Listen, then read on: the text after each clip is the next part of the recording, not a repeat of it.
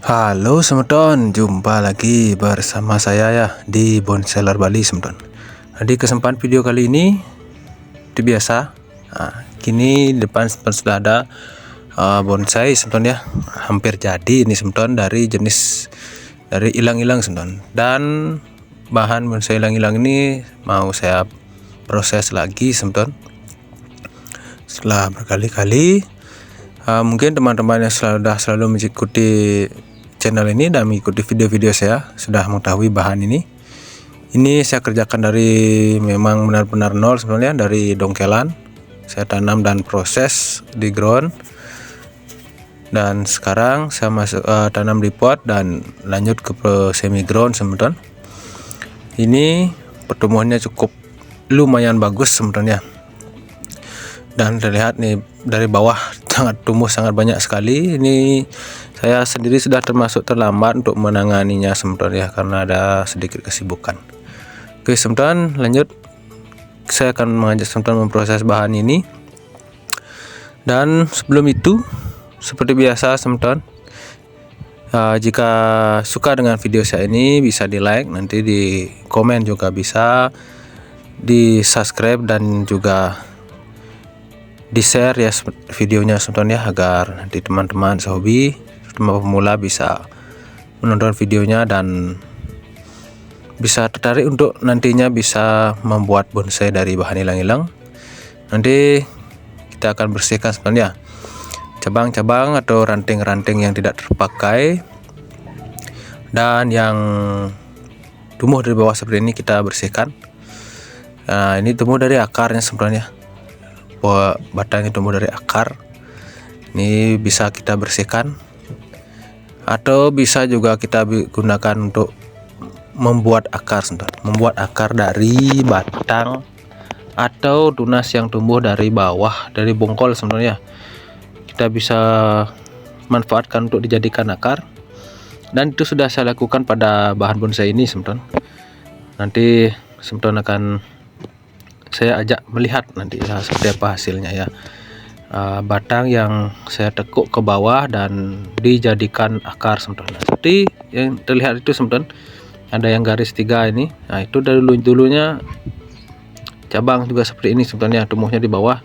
Saya tekuk, masukkan ke dalam tanah, lalu pakai kuncian dengan kawat itu sebenarnya.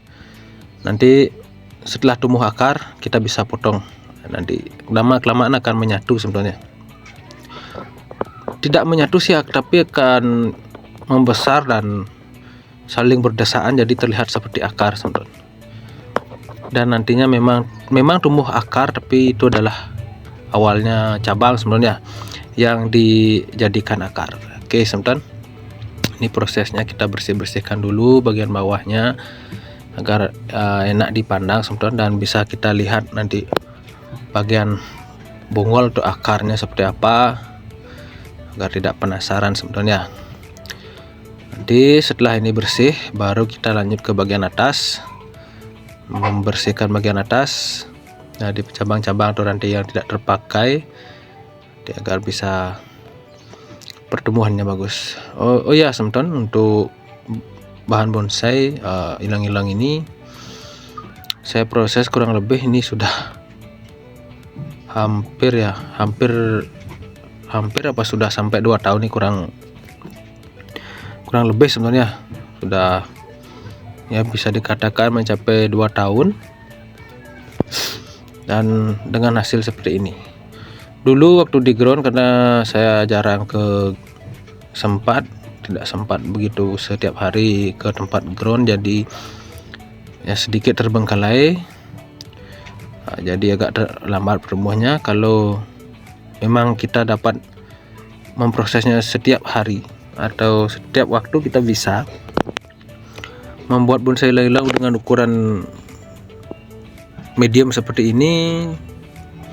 Tidak sampai 2 tahun sebenarnya kita sudah bisa mencapai ranting kalau kita memprosesnya di ground.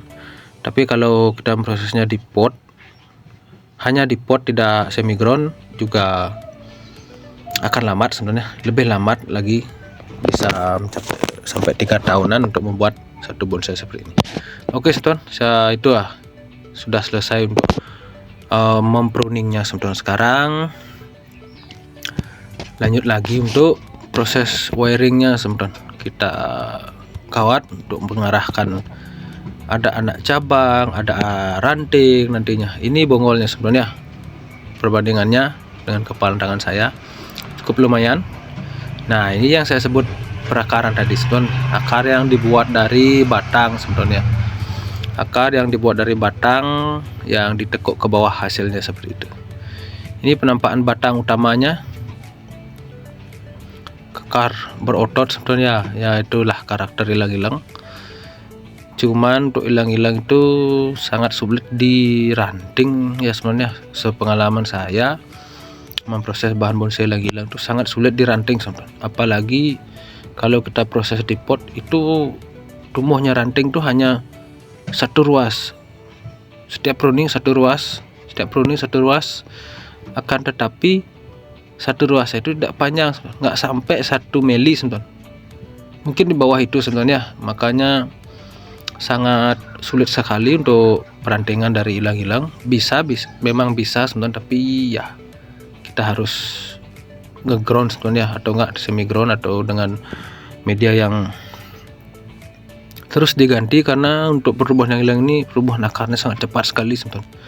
Akar serabutnya itu sangat cepat sekali tumbuh dan memenuhi pot sebenarnya. Jadi nanti kalau teman-teman memprosesnya di pot, sebisanya untuk kalau sudah mentok sebenarnya pertumbuhannya, kita bisa lihat dari ujung tunas yang kita los. Kalau sudah mentok, kita harus wajib ganti media atau pangkas, ganti media dan pangkas akar, dan tentunya penambahan pupuk sebenarnya. Untuk pupuk sendiri yang paling bagus untuk ilang-ilang itu adalah pupuk majemuk ya sebenarnya. Kalau untuk pupuk organik seperti kotoran kambing itu bagus juga, tapi kebanyakan dia nantinya